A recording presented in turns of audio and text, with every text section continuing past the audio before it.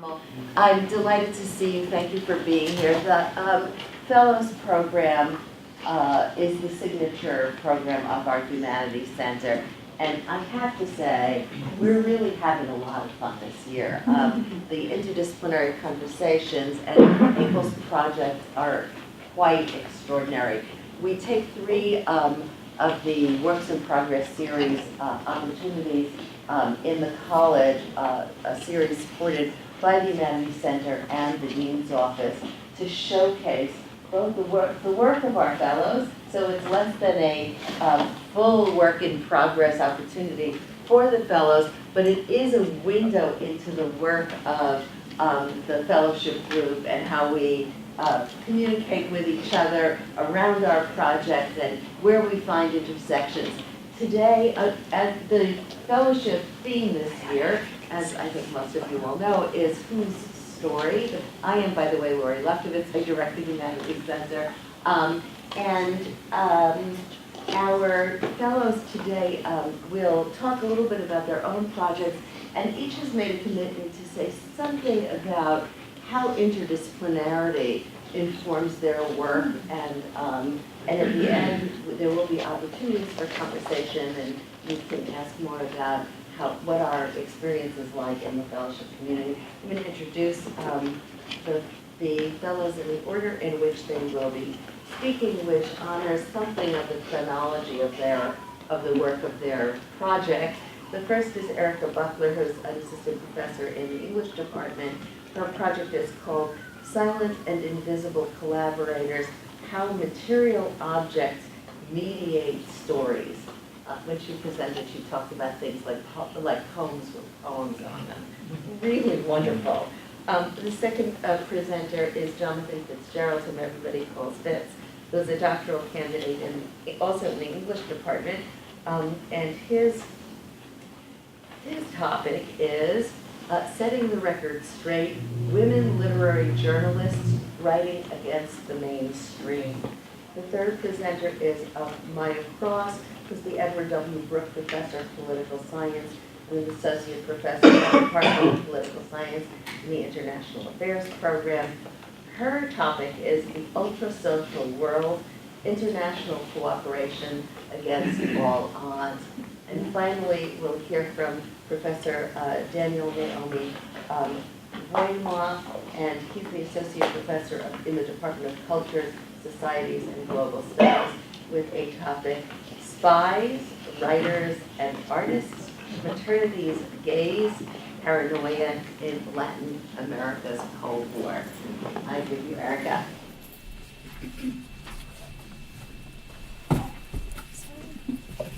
Okay.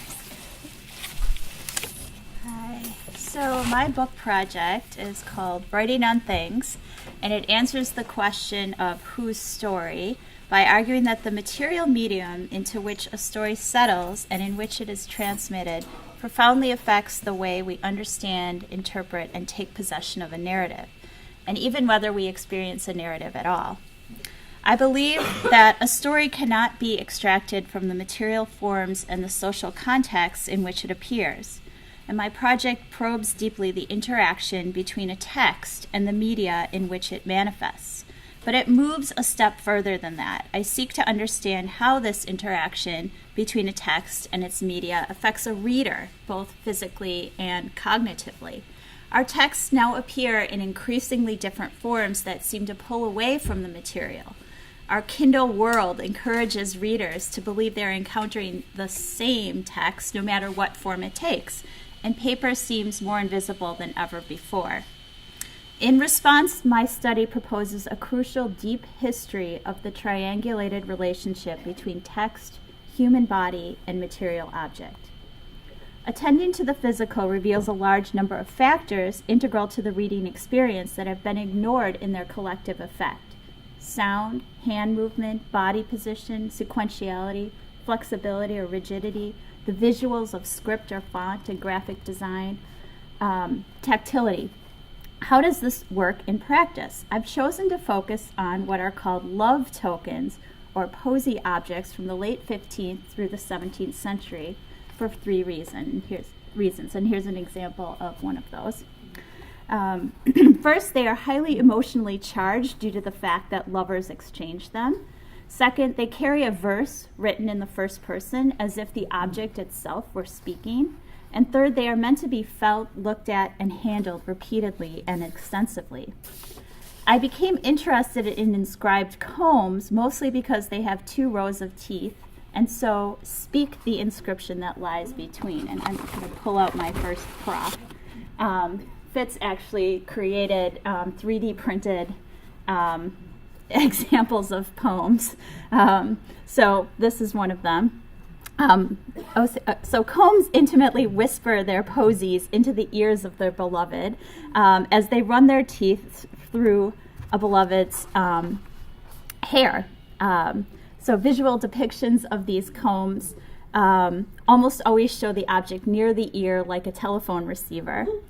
A poignant example on a French ivory comb from 1500 calls out, "Ayez de moi merci, have mercy on me," referencing both the lover's and the comb's plight. Combs are meant to move. They are intended to move the beloved to remembrance, affection, love, maybe even sex, and they move physically between lovers and through hair. The posies upon these combs also physically move the reader, forcing her or him to flip the comb in a specific way, and recruiting the structures of verse in order to do so. Since they have inscriptions on both sides, the reader must flip the comb over in order to complete the rhyme or phrase. A common posy inscription on late medieval and early modern French combs recalls the act of gift-giving and the giver, with the words de bon, and you'll see them down here. I hope it's not obscured.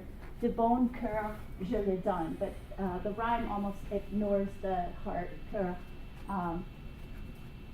This rhyme, bon don, plays along with the flip, suspending itself orally until the reader turns the comb and finishes the rhyme. The rhymed couplet, read without the rebus image of that heart, also participates in the coupling goal of a love token, that is, coupling the 2 lovers. The suspense of rhyme pushes towards particular engagements with the object. It brings the front and back into conversation with each other, making the other present while physically out of view.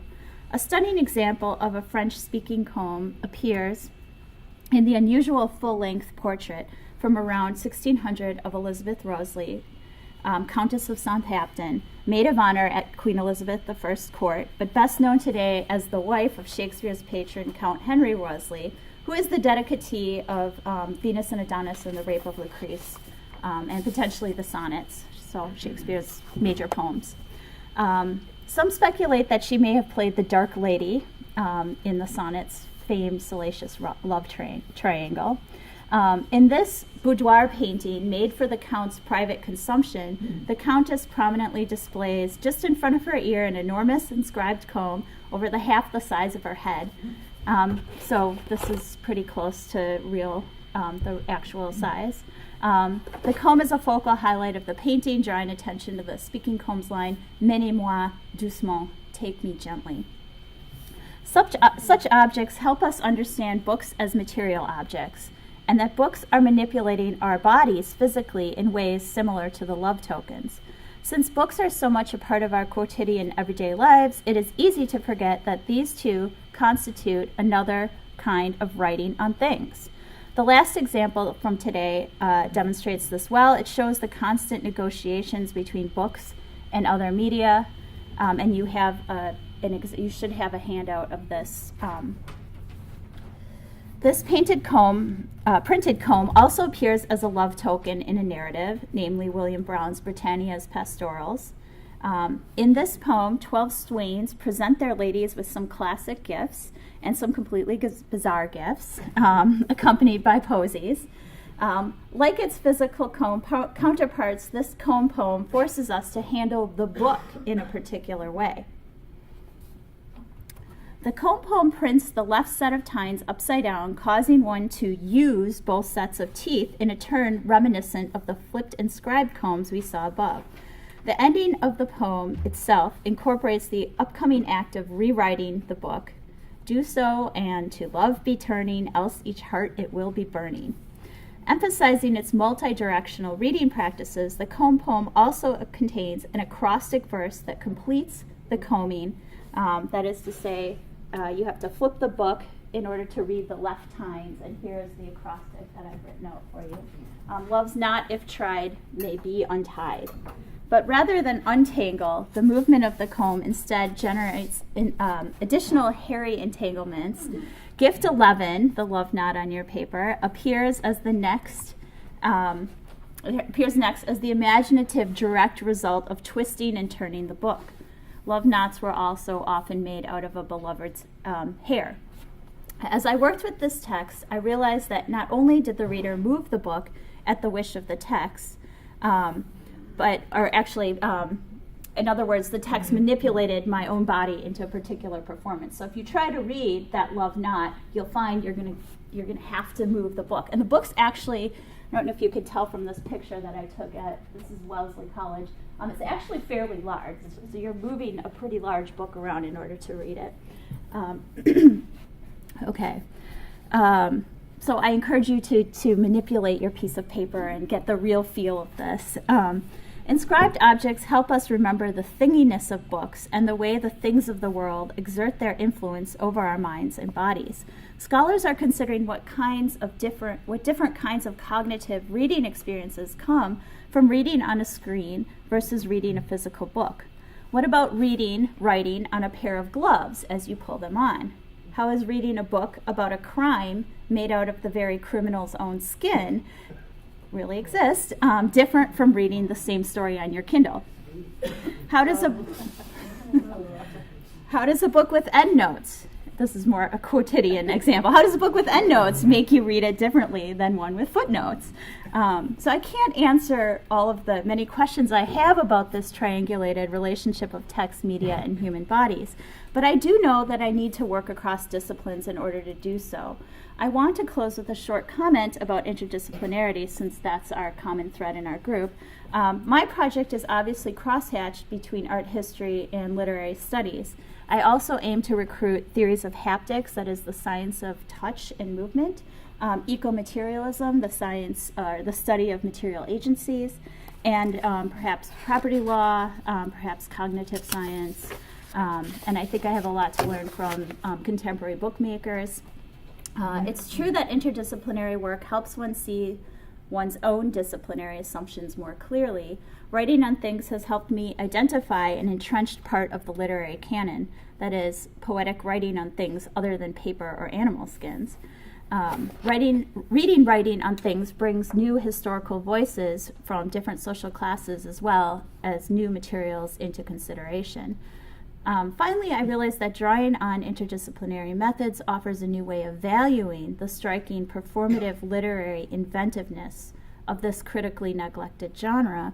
And this genre is doing really important literary work in thinking about the relationship of our bodies to and as things.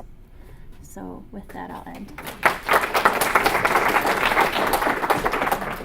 So I want to start by thanking the Humanities Center for this incredible opportunity as a graduate student to pursue my project with their support. It's been amazing. And I also want to thank all of you for coming this afternoon. And so I'll begin my talk with a brief overview of my project, which is called Setting the Record Straight, Women Literary Journalists Writing Against the Mainstream. And then I'll move to a discussion, as Professor Boeckler did, about the sort of interdisciplinary work that's coming into play here. Okay, so I'll start with a quote. Looking for literary journalism in the 19th century seems daunting, writes Norman Sims, but it was incubating and would emerge in large circulation urban newspapers at the end of the century. This challenge opens Sims' discussion of 19th century newspaper sketches, in which he points out that as the sort of origin point of literary journalism, the genre that I study. And with these broad brushstrokes, he then goes on to describe the transition from the often fanciful newspaper sketch to the kind of realist literary journalism that we might recognize today. And while Sims' assertion that the roots of literary journalism lie in the 19th century is correct, his origin story only hints at a much more complicated set of circumstances that set the stage for what would become literary journalism. And most notably, Sims' history, and by extension most of the commonly held histories of literary journalism that follow him, turn a blind eye to the important role that women writers played in the genre's genesis. So my project aims then to reclaim forgotten or underrepresented women literary journalists from the 19th century to illustrate how their sentimental style and political voice has then been carried on by other similarly marginalized women writers through the 20th and 21st centuries, and to emphasize the great capacity of these writers to bring to life the stories of women who are often ignored or reduced to two-dimensional caricatures in mainstream journalism and literature. And so prominently featuring the work of women writers in my account of the history of literary journalism will enable me, I think, to amplify the role of sentimental writing, which is emotionally evocative writing that assigns a greater moral weight to empathy over reason, often, in the origin of the genre, as well as to resurface thematic strains more associated with women writers that scholars have tended to ignore. Thus, I intend to broaden the study of literary journalism by making it more inclusive and more representative writers like Margaret Fuller, who's up there, Nellie Bly, Winifred Black, Zora Neale Hurston, and Joan Didion, among many others in my project, who over the past 200 years have told true stories and written authentic accounts in an effort to narrow the gap between the subjectivities of writer, subject, and audience. Now, the sense of narrowing the gap comes from a prominent literary journalism scholar named John C. Hartsock, who writes that the common thread that connects 20th century literary journalists to their predecessors is, quote, the writer's subjectivity and the motivation to narrow the distance between subject and object. End quote. With this criterion in mind, it's surprising to me, actually, that many scholars of the genre have so consistently failed to recognize women writers of the 19th century among the forerunners of literary journalism. Due to their marginalized role in society in the 19th century, as evidenced by the widely accepted notion of separate spheres for women and men, many women writers had a vested interest in emphasizing the commonalities between their subjects, also often women, and their readers. And if you add to this their predilection for writing in the sentimental mode, it's clear, to me anyways, that women journalists were very much at the fore of narrowing the gap between subjectivities of their subjects and readers. And yet, women writers were working against the prevailing winds that would ultimately dictate the relationship between literature and journalism precisely by standing between the two forms. Neither literature nor journalism was telling the story that women wanted to tell in the way that they wanted to tell it, and so they forged their own way, reporting facts in a sentimental mode, which proved to be revolutionary both in terms of subject matter and style. And so even as literature moved away from sentimentalism, and as journalism moved toward the ideal of objectivity, many women writers used sentimentalism against the objective ideal to tell the stories of those who had been untold or otherwise caricatured: factory workers, slaves, the mentally ill, and above all, across the board, women. Indeed, this hybridization of genres proved productive for women writers in the late 19th and early 20th century. But failing to recognize the important role that 19th century women journalists played in the foundation of literary journalism has led to a century-long marginalization of women who continue to work in the tradition, as well as a significant lack of consideration for the stylistic and thematic strains that they employ. And to illustrate this point, I want to briefly show you a digital project that I've been working on as part of my dissertation. It's an effort to visualize the history of literary journalism and to sort of make plain this marginalization that I've been discussing. In the preface to A Source Book of American Literary Journalism, Thomas Connery conceptualized the history of literary journalism through a series of distinct periods: the late 1800s, the 1930s and 40s, and the 60s and 70s. And he insists, this is a quote, that the line from the 19th to the 20th century is continuous.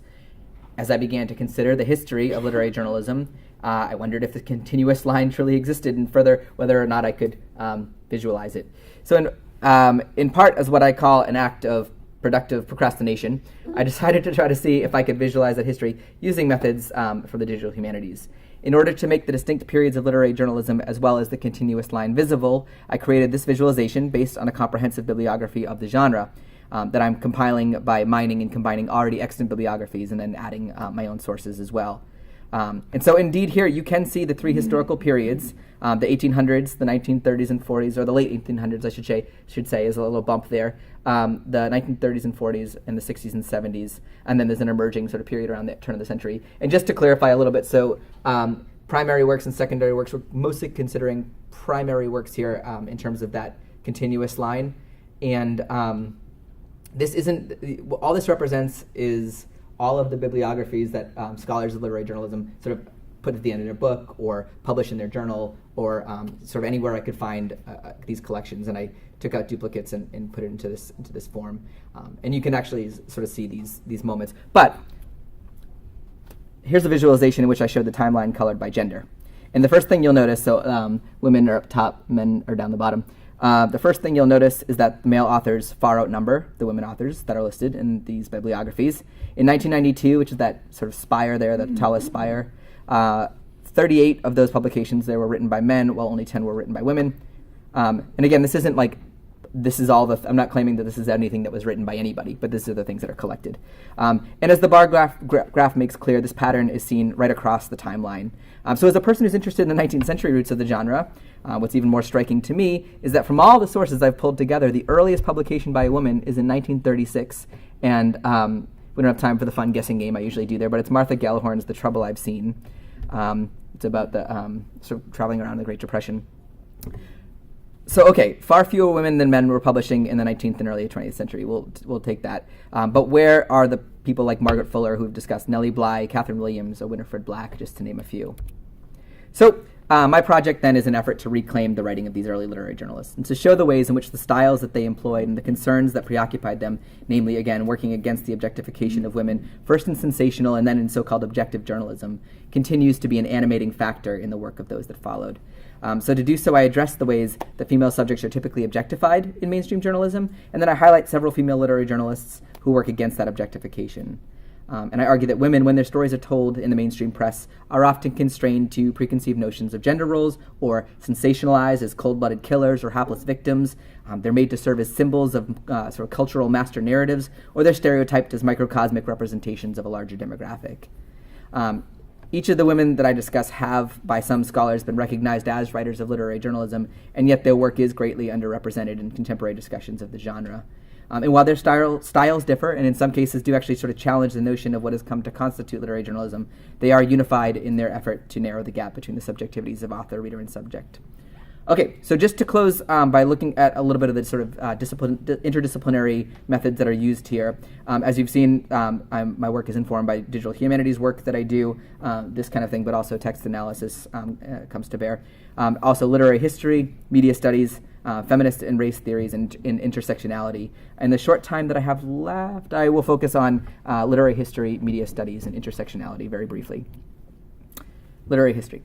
So at this stage in the process, it seems obvious that what I'm doing is literary history. But I have to acknowledge and thank Professor Carla Kaplan in the English department, she's my dissertation committee co-chair, for pointing out early in the process that what I was really proposing was a literary history of a relatively unexplored genre in literary studies, literary journalism. And if you're counting, that was 3 literaries in one sentence.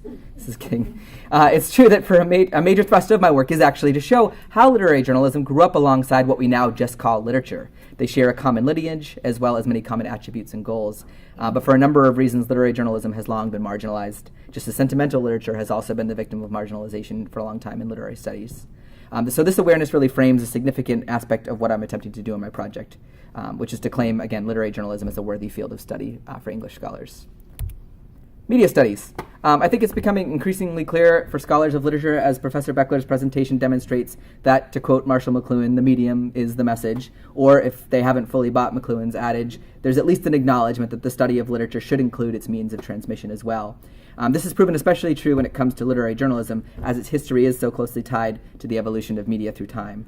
And so to that end, in my project, I introduced what I call the rapid media change theory of the history of literary journalism. And that is, in brief, that throughout history, literary journalism has proliferated in times of media change. And that the rise of so you can look at the rise of the penny press, or mass market, and then eventually special interest magazines, and right through the internet and social media, actually correspond to those bumps in proliferation of literary journalism. Okay, so finally, though gender is obviously a significant aspect of my inquiry, focusing on female literary journalists and all, the intersection of gender and race is particularly important in my third chapter, where I consider Zora Neale Hurston's coverage of the murder trial of Ruby McCollum, who was an African-American woman who murdered her lover, who was a white doctor, alongside the rape and beating of the Central Park jogger Trisha Meili, as considered in Joan Didion's piece Sentimental Journeys. In both of these works, we see sensational crimes reported in the mainstream media in such a way as to make them conform to an overarching master narrative of race and gender. In the case of McCollum, it's the sapphire stereotype of African-American women, that they are domineering and seek to consume men and usurp their role. That was sort of the way that that McCollum was played in the media. And in the case of the Central Park jogger, of course, Meili is made to be the sort of very symbol of pure virginal whiteness and of the victim of black men's insatiable desire for white women. Both Hurston and Didion, however, challenge these master narratives by painting a picture of their subjects that consider the totality of their persons, including both race and gender, as opposed to one or the other, and humanizes them beyond the archetypal caricature presented in the mainstream media. And that's where I'll have to leave it today. Thank you so much.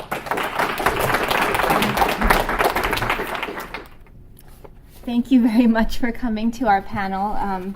It's a real honor to be part of the Humanities Center Fellowship and to be able to engage with all of these scholars from different disciplines.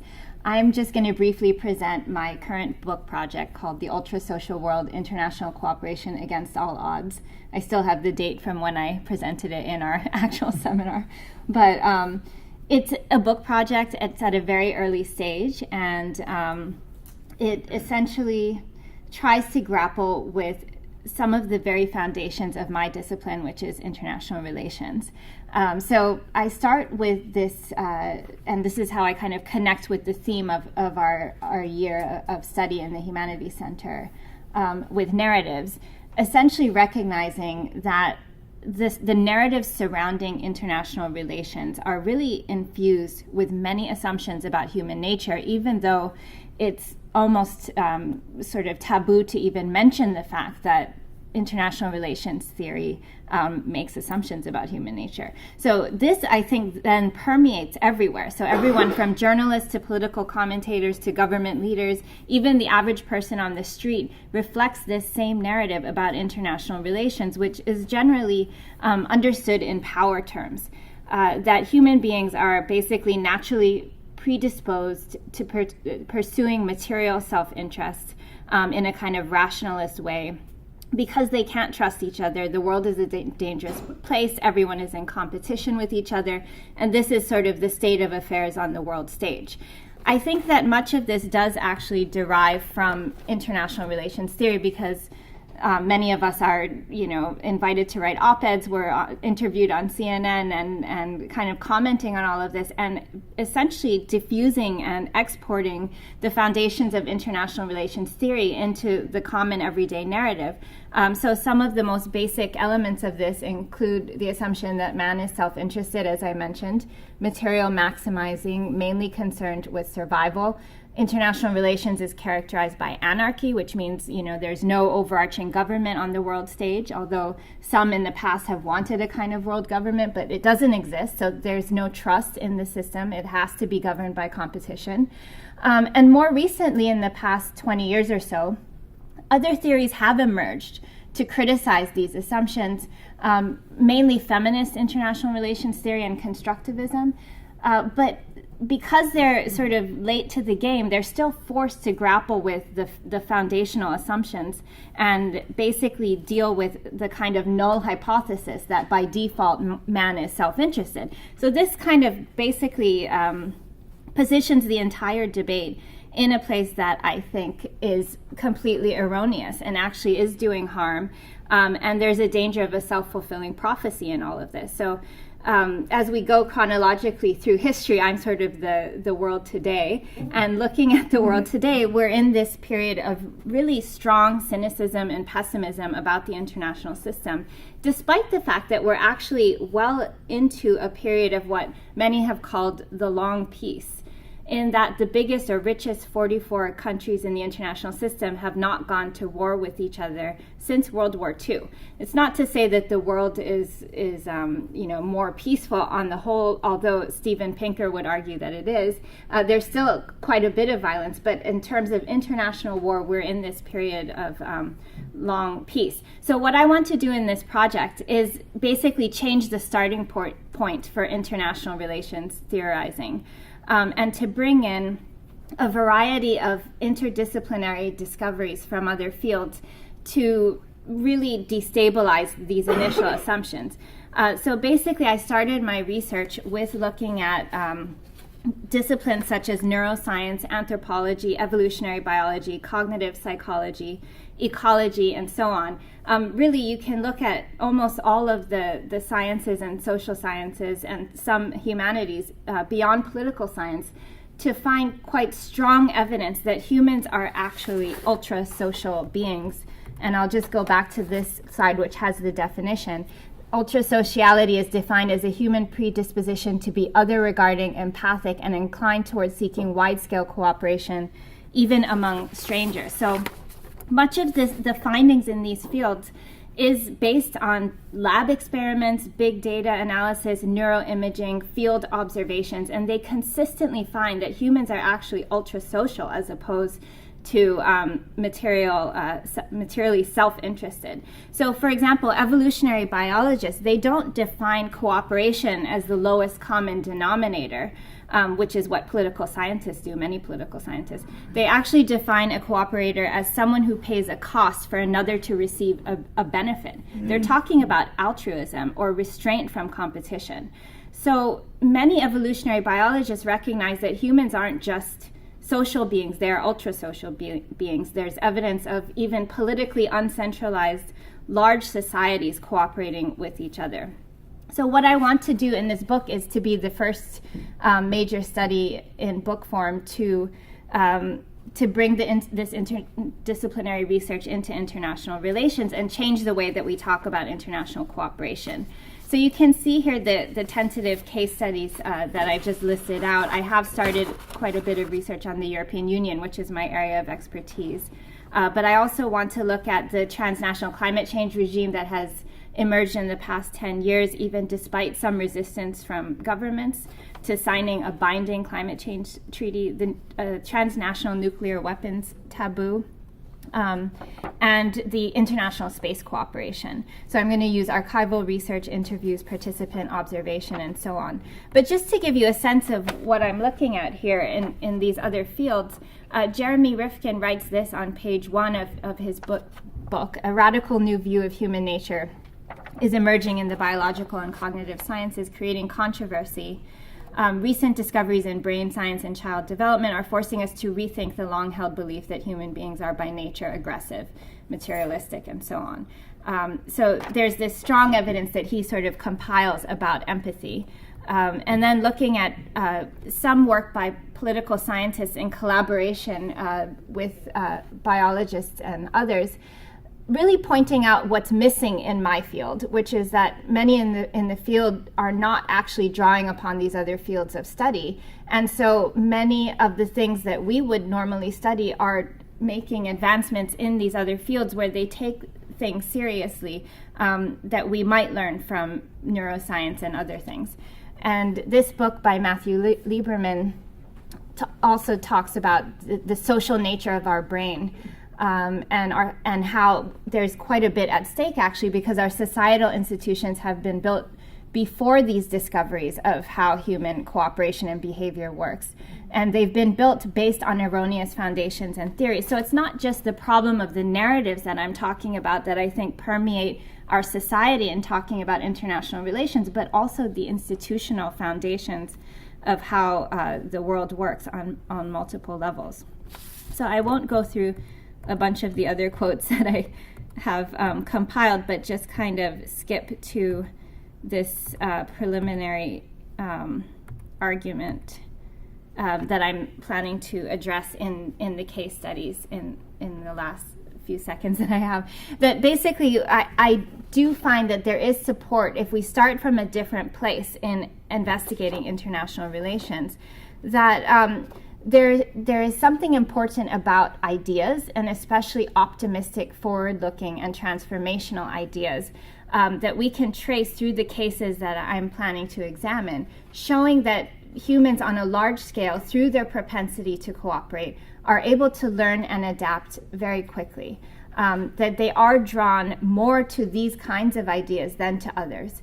And this isn't to be excessively optimistic at the same time, because there's going to be plenty of room in the book to look at how ultra-social ideas also lead to conflict, how they can be a double-edged sword, providing the seeds for violence, even while they appear to really enhance cooperative interactions over the short term. So the book is going to really... my ultimate goal is to propose policy on how we can resolve some of the intractable conflicts of today and the challenges of diplomacy and so on, to have better global governance in effect. But at the same time, to understand how it is that we also get derailed through some of the same kinds of processes that would seem to sort of bring humans closer together. So I will stop there. Thank you very much.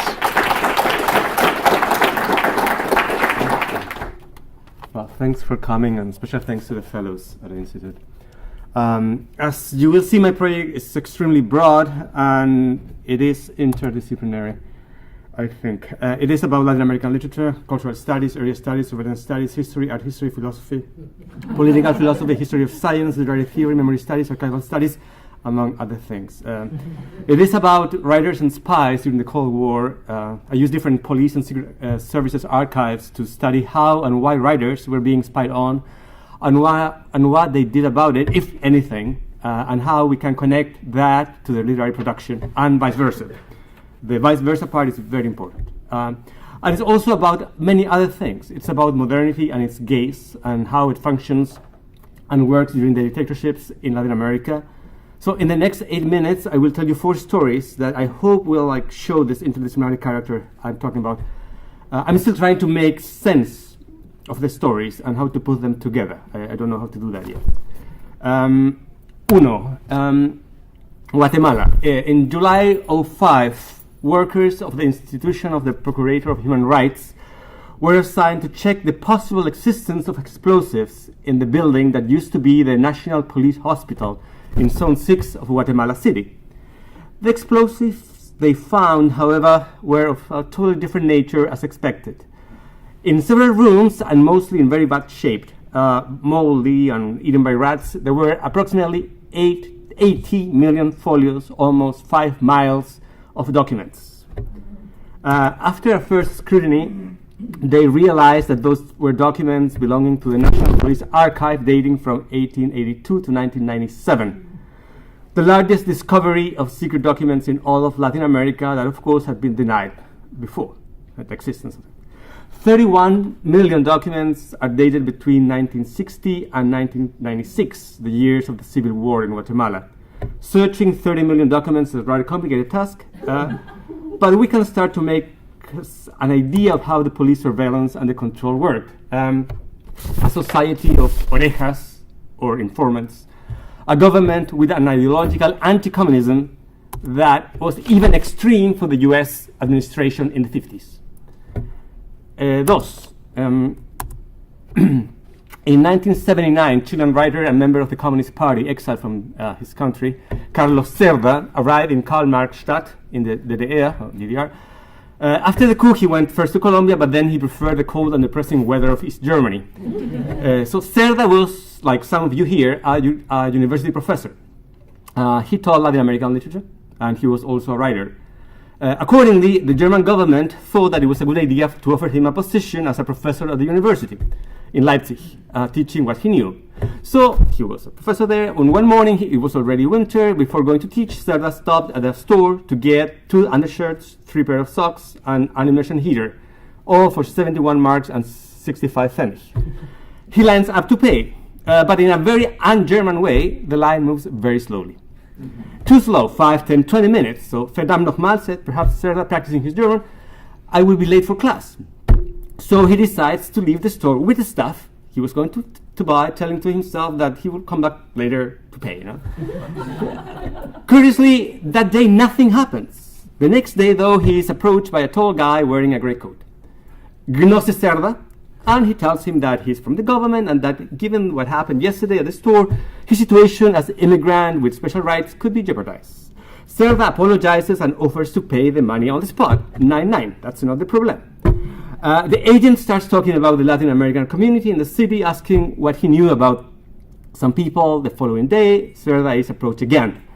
He's asked to become an informant for the Stasi. In 1993, in Chile, Cerda published a novel about an old Chilean senator in the Latin American exile community living in East Germany in the 70s. The novel is called To Die in Berlin. 3. In 2002, Mexico, Mexican President Vicente Fox, the president that ended 70 years of the priest rule, declassified the documents of the Dirección Federal de Seguridad, which include thousands of documents about spying on writers and intellectuals in the 60s and 70s and 80s.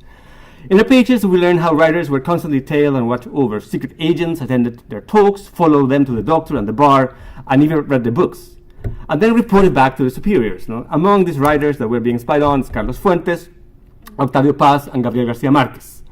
While he's being followed every day, the author of that awful novel, 100 Years of Solitude, that's a quote by agent, writes what is perhaps the most striking description of Latin America's dictatorship's ethos, the autumn of the patriarch. 4. Let's go back 200 years. No? I said it was a very broad project. So, to the year 1787. Two things happened that year that are relevant from a project. One, a sunny morning in Edinburgh, Robert Barker, a Scottish artist, was walking atop Carlton Hill, enjoying the beautiful view. An idea came to his mind. How could I show everything I can see from here? So Barker, quote, conceived the idea of fixing a square on a spot and then rotating it so that he could sketch segments of the entire 360 view in an unbroken sequence. He called his idea Tom de Oil, but that wasn't very marketable. The point was to attract as many people as possible to see these paintings and, of course, to make money, a commercial spectacle. So a friend of his, a classical friend, the sources say, made up a word that in few years would be super famous and used everywhere. Panorama. So the artistic commercial panoramas achieved immense success and became even a way to tell the news and to learn history. That very same year, 1787, in Russia, another British fellow wrote a few letters in which he developed the idea of a building from where it was possible, like in the panorama, to see it all. The difference of Jeremy Bentham's invention, obviously, was that the point was to actually be capable of seeing everyone all the time in order to be able to control them. In other words, to control and watch every single moment and every single move of everybody in the building. Absolute surveillance would be possible. No? Here, the panorama meets his kindred spirit, the panoptic. And 5. So here's one of my main arguments. The gaze of the state in the Latin American dictatorships is symbolized in an exercise through the panopticon and the panorama. I'm trying to connect that gaze to the invention or reinvention that led to modernity. But in order to really make sense of this, we have to go further back, even before the years that Erika was talking us about, to the early 1400s, and stand in front of Santa Maria del Fiore in Firenze, in Florence, and witness how Brunelleschi, with a mirror and a few lines, invents perspective, and thus modernity, and by doing so, changes the way in which we see, understand, represent, and imagine reality, the world, and the universe.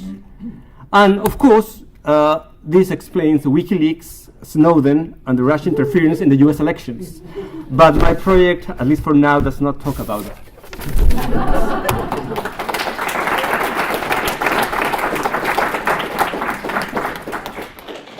Let's say wow. I think we have a few minutes. I'm just going to open it up to your questions and observations. Sorry. Great, these were such wonderful projects, and it's really exciting to hear about all your work. I just had a question for Fitz, and this is going to sound super insider baseball, 19th century American literary history. Okay. So, with that preface, I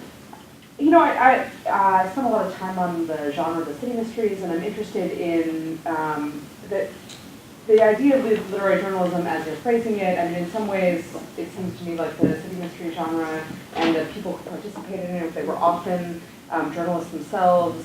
Somebody like George Lepard, who was the editor of multiple newspapers. Oftentimes, writers were editors also of newspapers, not just Margaret Fuller. So, one thing I was kind of thinking of is, there's, I am not leveling this critique, but I could imagine a critique from somebody like Michael Denning, who might say that starting with Margaret Fuller is actually there's a class problem there, where there's a kind of working class literature, relationship between literature and journalism that's happening, that might be a sort of alternate origin of the story, as opposed to somebody like Margaret Fuller, who's working with Emerson, who has, is bankrolling quite a bit of literary and journalistic productivity. So I'm just wondering how you're positioning that origin story in terms of, this sort of other kind of. Yeah. Well, Fuller gets interesting for me not when she's with the Transcendentalists, but when she leaves to go to New York and start working for a city paper. And was writing daily stories about the sort of underside of New York City and that kind of thing. So, and actually, one of the main criteria that often comes up when people talk about, okay, how do we define literary journalism? And I think that is really interesting when you talk about the city mysteries too. Like, does that count? Is it? Well, interesting. Those people were also writing journalism. So Right. that's- So like, and it's also does that count? Like a master's journalist who writes journalism. fiction? Does that make So yeah, it's all. But one of the things is the sort of the trade of it, like the you have to be sort of trained in or able to work in journalism as a trade and not as like it's part of your daily work. It's your way of making money and not as just some, I don't know, like whatever they imagined as like lofty literary goals or something. Mm-hmm. So and I break that a bunch of times, and I think Margaret Fuller is one of them.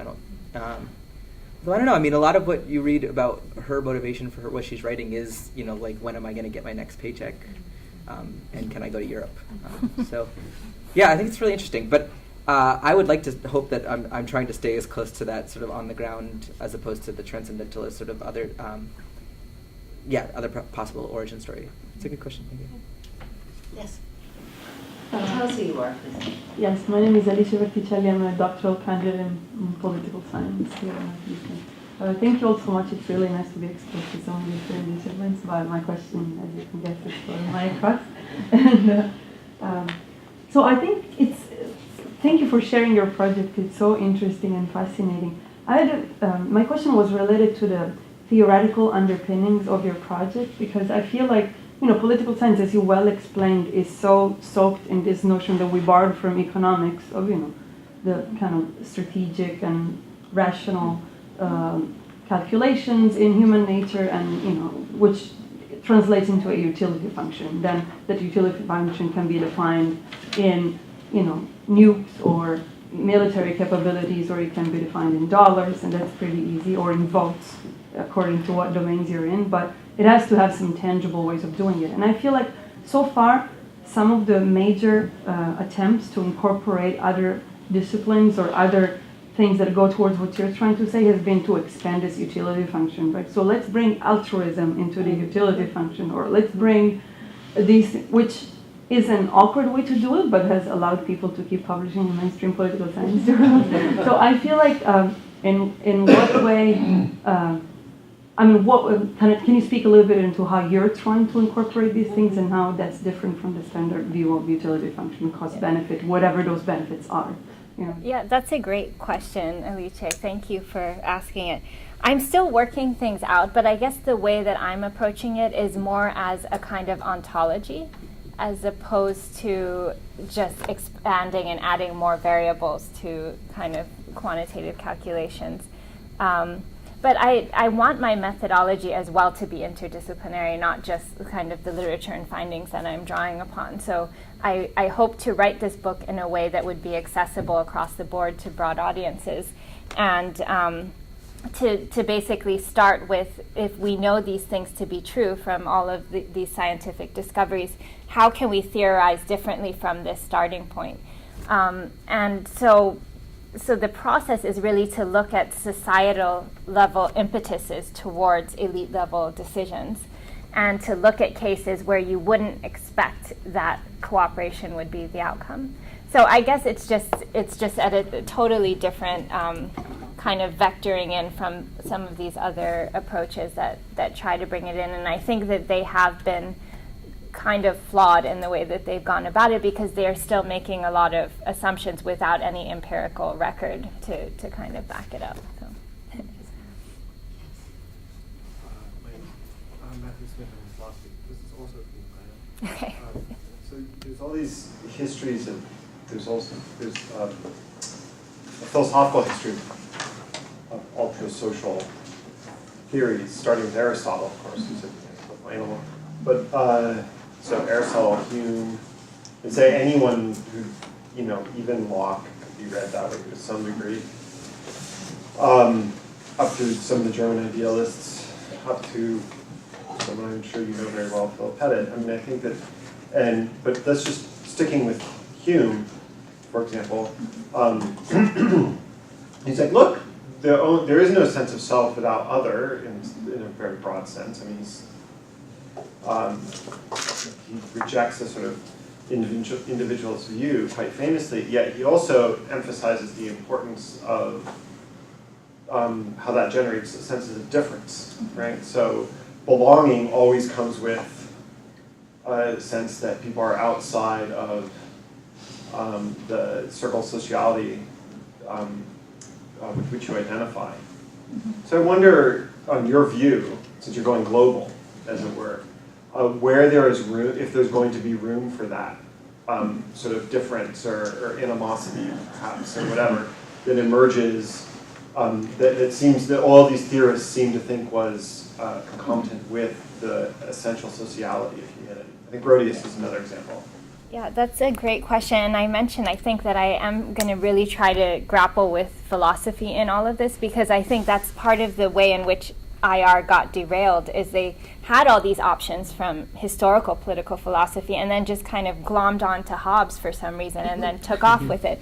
And so I think, in a way, we now have the science to look back at these other philosophers and say that they were actually more accurate than what IR kind of followed on to. But there is that challenge of the self versus other and how this connects to identity, and if humans are going to be ultra-social, how can they see everyone as sort of part of that human kind of civilization as one. So I guess there are definitely limits to this kind of approach. My feeling is that I may ultimately find you're just as likely to have people identifying against the other as they are with each other. But the point is to start at least at the right place and then figure out why it is that happens sometimes and not others. And I think looking at Pinker's work, for instance, there is some inclination into saying, some evidence into saying that things are expanding out, that with, for instance, new communications technologies, there's more and more possibility of humans seeing themselves as one civilization. I don't think we're going to get there, but we should at least understand the extent to which that's the case. So I'll definitely be bringing that in and trying to grapple with some causality. Where are the limits? What are the triggers for this and this route versus that route? Very quick. Very quick question, possibly comment for Erika. I just glommed on to something that you said right at the beginning that I've heard many people say before, which is that the Kindle, for example, as an electronic reader, dematerializes the text. Appears to dematerialize the text, but I don't even think it appears to it. I wonder why everybody says this, because I'm getting so tired of my Kindle precisely because it's so material. I'm constantly having, like, if I accidentally touch the top, it changes the font size. If I'm reading, I need to plug it in. I mean, so it really, its materiality is becoming very impressive to me in a way that's never true. And so I guess I'm wondering why is there this attachment to the belief that we're seeing the dematerialization of the literary? If we're going to go along with the conversation that we just had, the self versus other, electronic media has always been held up as the disembodied other to the material.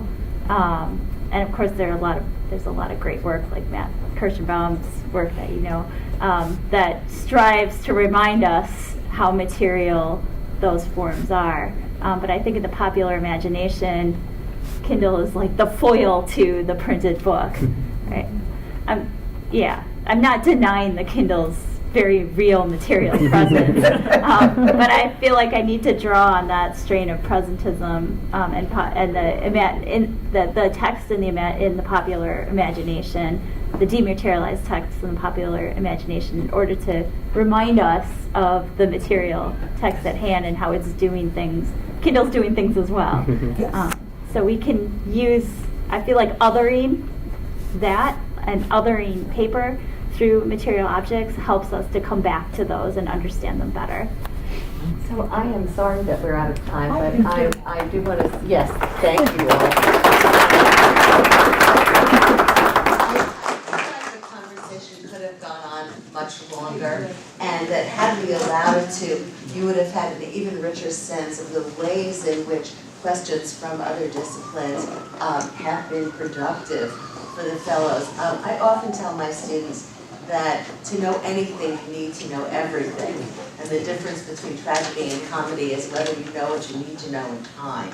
I also want to observe that the discipline, very word discipline suggests a kind of conservatism, because when you have a field, you police its boundaries, you determine its methods, you determine theories, you decide what counts as evidence. And interdisciplinarity, in my experience, and I really feel like I have the best job at the university, is disruptive pedagogically and intellectually in the best possible ways, because you forge friendships across departments, and therefore you cultivate the kind of sympathy of which Mai'a spoke. And also, it's also mind-blowingly interesting. I love the presentation, Daniel. Daniel hasn't presented to the group yet. I'm so excited. So I just want to thank you again all for coming and encourage you to attend these, because this is a window in. Our next Works in Progress will be Thursday, February 8th at 3:30 to 4:30. Kevin Draculich, who's an associate professor in the School of Criminology and Criminal Justice, will be speaking on, and this is really important, race, justice, and politics, the police, Black Lives Matter, and the 2016 U.S. presidential election. So I really encourage you to come and to encourage your colleagues to come as well. Thanks again. Thank you all.